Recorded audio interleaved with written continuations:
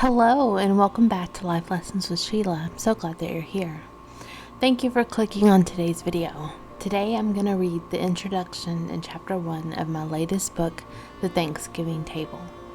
I figured why not wet your whistle and see if it's a book that sounds pleasing to your ears and something that you would like to invest in. A link will be in the description box below if you'd like to purchase your copy. And let's hop into it. Thanksgiving has always held a special place in my heart.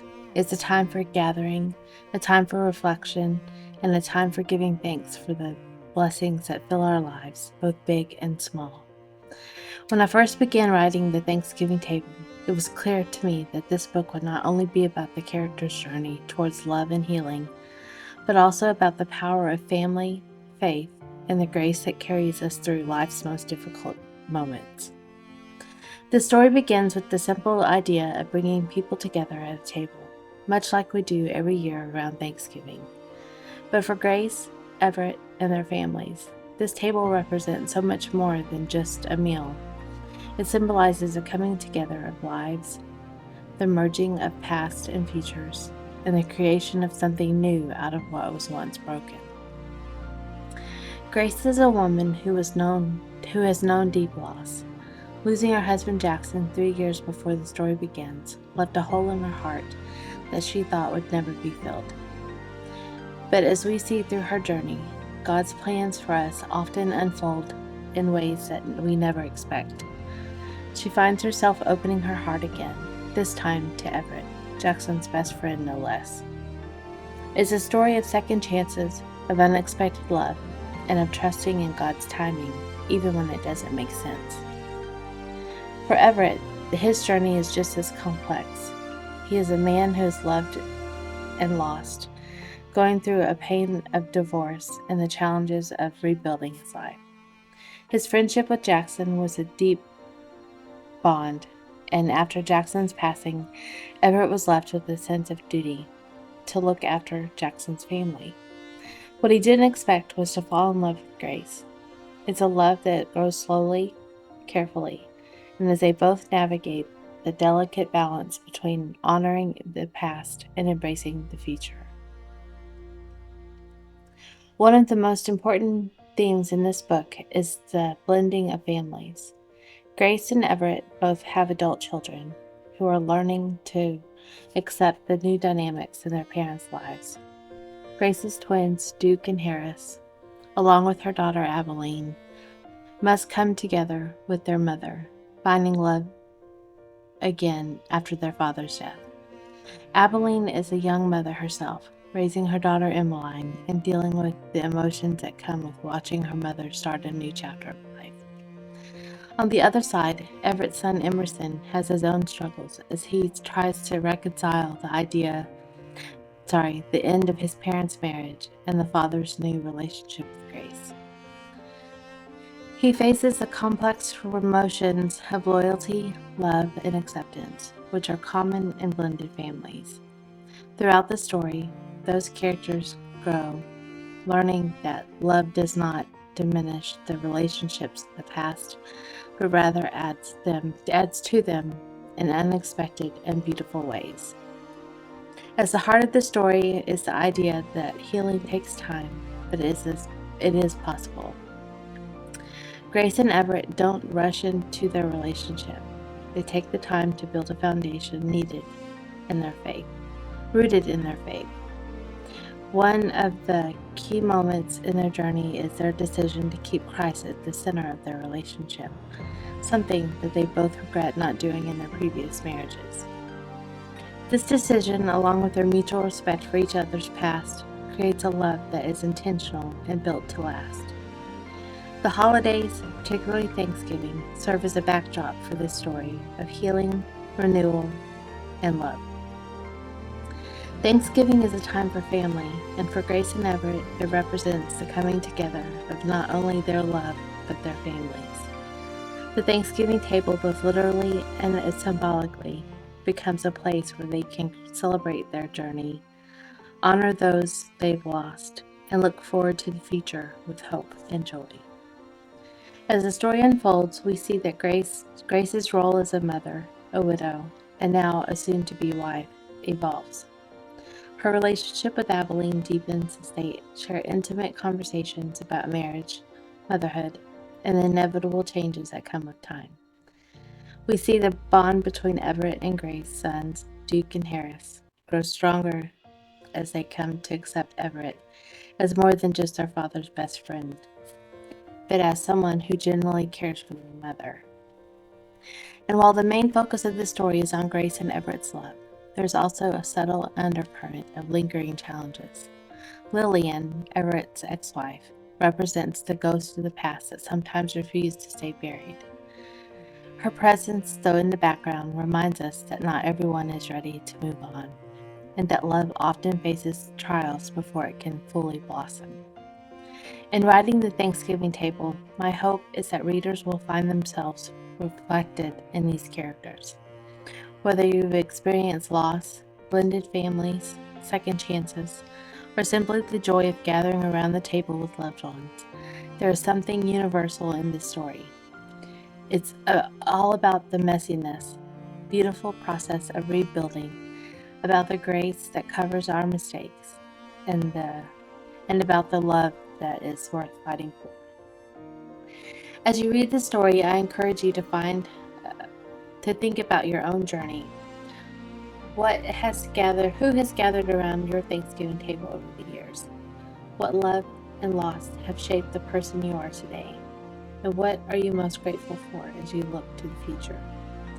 The Thanksgiving table is more than just a place to share a meal. It's a place to reflect, to connect, and to give thanks for the blessings of life, both seen and unseen. Grace and Everett's journey reminds us that no matter what life throws our way, there is always a hope for something beautiful on the other side of heartache. So pull up a chair, share in their story, and take a moment to give thanks for the blessings in your own life. Welcome to the Thanksgiving table. May this story fill your heart with warmth, hope, and a reminder that love, true, deep, lasting love, can always find its way, even in the most unexpected of circumstances. Chapter 1. Give thanks to the Lord, for he is good. His love endures forever.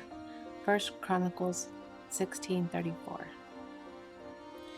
The early morning sun cast a soft glow over Fredericksburg, Texas, painting the small town in warm hues of gold and amber.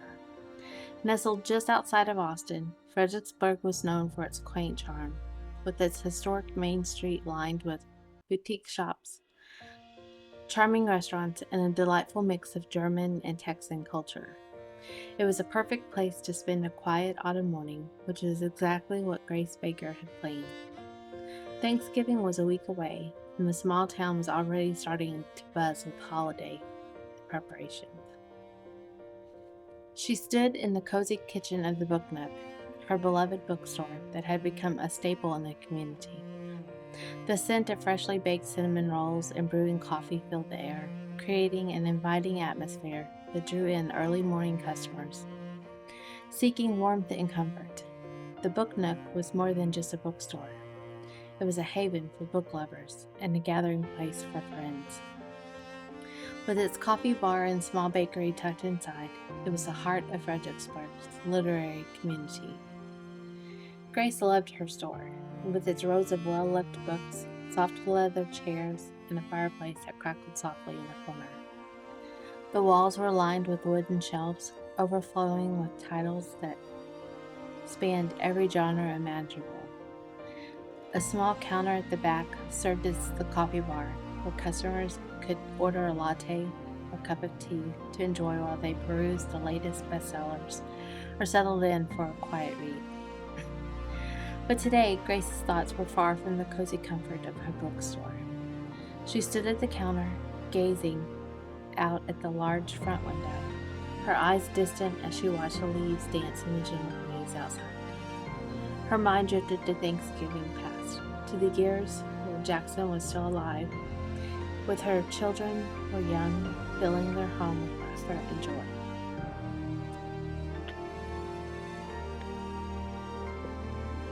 She could almost hear Jackson's deep, rich voice echoing through the kitchen as he teased her about burning the turkey, something that had never actually happened, but had become a running joke between them. She smiled at the memory, her heart aching with a familiar pang of longing. It had been 3 years since Jackson passed away, but the pain of his absence still felt as fresh as if it were yesterday. Grace turned away from the window, brushing away a stray tear. She couldn't afford to dwell in the past today. The store was about to open for the day, but she still had preparations to make for Thanksgiving dinner in her mind. It would be a small affair this year, just her and Everett Calloway, Jackson's best friend, and now her closest confidant, along with their children, who were anything but children lately. All of them had grown up very quickly, but Emerson, Everett's son, had a hard time dealing with his parents' divorce. Harris and Duke, Grace, and Jackson's twin sons were good friends with Emerson. Abilene, their daughter, always looked on Emerson as just another brother. Everett had been a constant source of support since Jackson's death, always checking in on her, making sure she was okay. He had gone through his own heartbreak, a painful divorce from his wife Lillian that left him questioning what his future held. But through it all, he had been there for Grace, and she had been there for him, their friendship deepening in the face of a shared loss. Grace walked out to the counter where a tray of cinnamon rolls were cooling, their sweet, spicy aroma filling the air. She picked one up, savoring the warmth in her hands, took a bite, closing her eyes as the flavors melted on her tongue. Baking had become a form of therapy for her, a way to keep her hands busy and help to prevent her mind from wandering to darker places. It was one of the many things she had taken up since Jackson's passing, along with opening the book nook and writing the occasional book from time to time. She had always loved to write, but it wasn't until Jackson's death that she truly found her voice. Her stories were a way to process her grief, to explore the depths of her emotions, and to find a sense of space, of peace in the chaos of her life. She wrote about love and loss, about finding hope in the darkest of times, and about the strength of the human spirit. It was her way of healing, and in sharing her words with others, she found a sense of purpose and fulfillment. As she finished her cinnamon roll, Grace's thoughts turned to Everett. He was supposed to arrive a couple hours ago, but she hadn't heard from him yet. She hoped everything was okay. Everett was a police officer with Fredericksburg Police Department, and his job often kept him busy, even on holidays. She knew he had been working late night the night before, and hoped he was getting some much-needed rest. Just as she was about to reach for her phone to check with him, the front door of the bookstore swung open, and a gust of cool autumn air rushed in.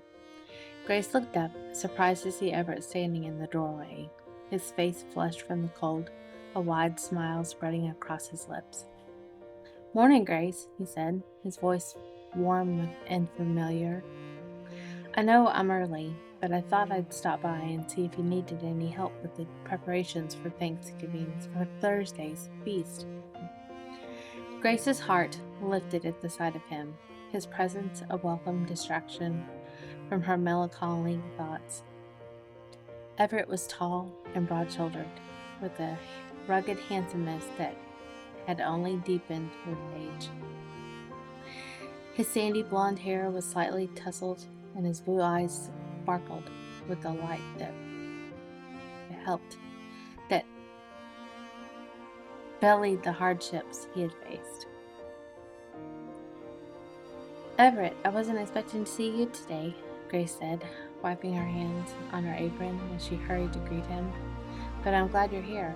I wanted to make sure to invite you and Emerson over to my house on Thanksgiving dinner. I could use some help with the turkey. I'm afraid I'm a bit out of practice." Everett chuckled, his laughter filling the room with a comforting warmth. "I'm sure you'll do just fine, Grace. but I'm happy to lend a hand. Anything to avoid another one of Jackson's infamous turkey burning jokes. Grace smiled, the mention of Jackson's name bringing a bittersweet tinge to her heart. He did love to tease, didn't he? That he did, Everett agreed, his expression softening as he thought of his old friend. He was a good man, Grace, and he would be so proud of you and everything that you have accomplished. Grace felt a lump form in her throat at his words, her eyes glittering with unshed tears. Thank you, Everett. This means a lot to me. So what's new with you, Everett? Grace asked after a moment, breaking the silence. How's work been? Everett sighed, running a hand through his hair. Busy as always. We've had a few cases lately and have been keeping us on our toes. But I'm managing. It's good to stay busy, you know. Keeps my mind off things. Grace nodded, understanding all too well the need to keep occupied. I get that. This place has been a godsend for me. It gives me something to focus on, something to look forward to. And the community has been so supportive. I couldn't have done it without them. Everett smiled, his eyes filled with admiration. You've done an amazing job, Grace. The Book Nook is a wonderful place, and it's clear how much it means to you, and to everyone else too. You've created something special here. Grace felt a blush rise in her cheeks at the praise, her heart swelling with pride. Thank you, Everett. That means a lot coming from you. I just wanted to create a place where people could come and feel at home. A place where they could find solace in a good book or a warm cup of coffee. I think I've done that. You have, Everett said softly, his gaze intense as he looked at her. You built something beautiful, Grace, and I'm proud of you. Grace felt a flutter in her chest at his words, a sensation that she hadn't felt in a long time. She looked away, trying to hide the blush that crept up her neck. Thank you, Everett. That means more than you know.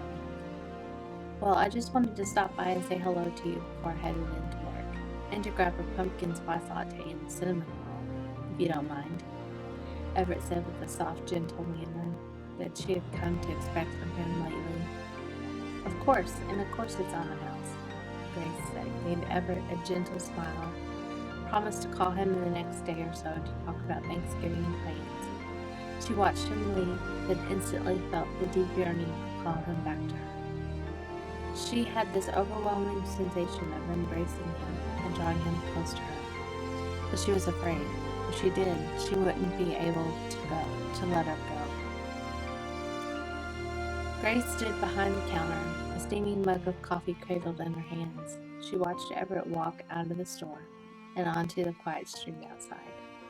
The vibrant autumn leaves swirled in the light breeze, dancing across the pavement. Inside the bookstore, the atmosphere was cozy and inviting. Shelves lined with books of all genres wrapped around the place like a comforting hug, while the aroma of freshly brewed coffee and baked goods from the small bakery nestled in the back filled the air. It was her sanctuary, this place, her refuge from the world. Grace had always loved Thanksgiving. Memories of Thanksgiving past began to flood her mind. It was Jackson's favorite holiday, and his enthusiasm had been infectious. Every year, he would throw himself into the preparations with a boyish excitement that never failed to make her smile.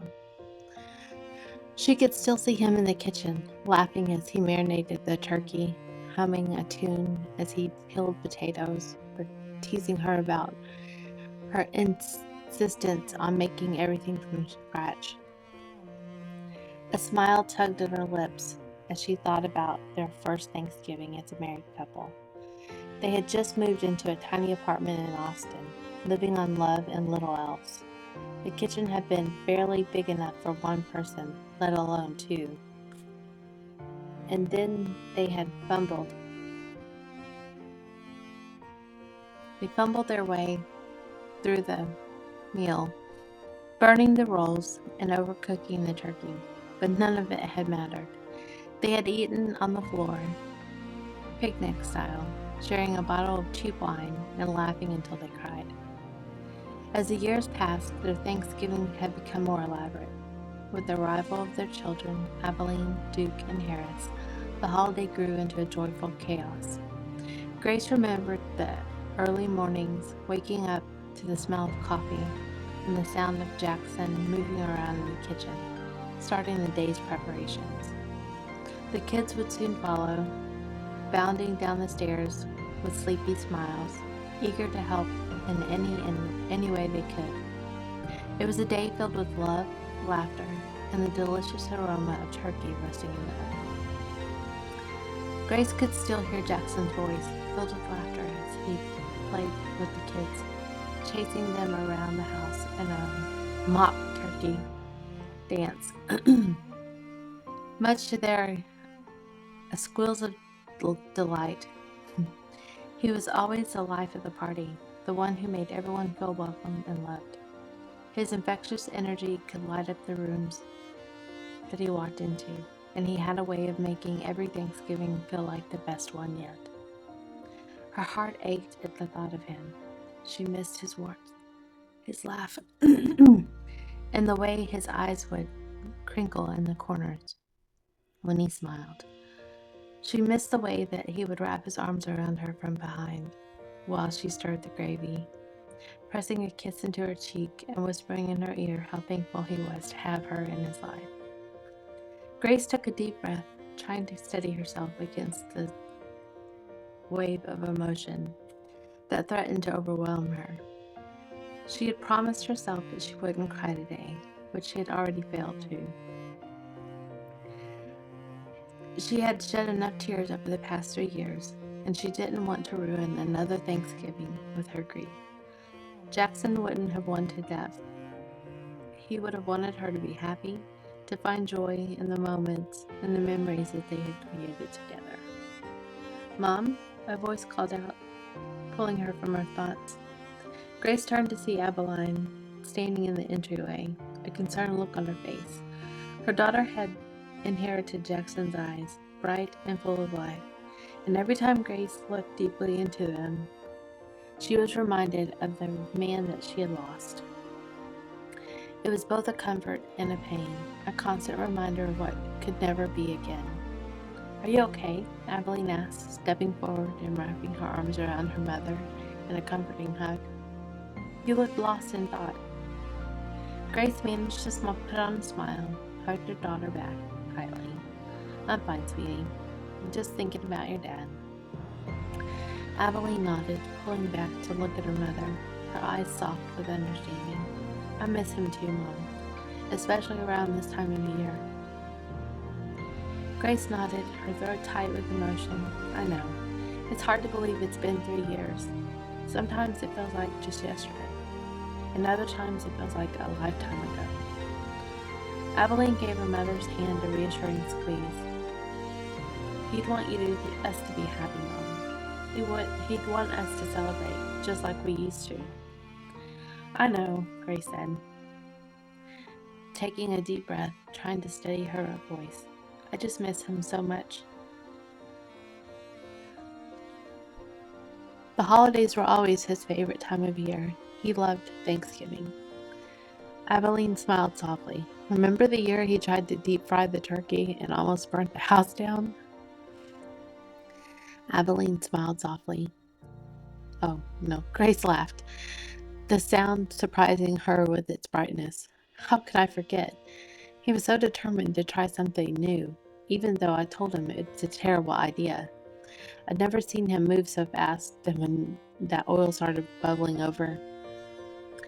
Abilene joined in laughter, the memory bringing a warmth to the room that had been missing for far too long. Duke still talks about that Thanksgiving every year and swears it was the best one ever.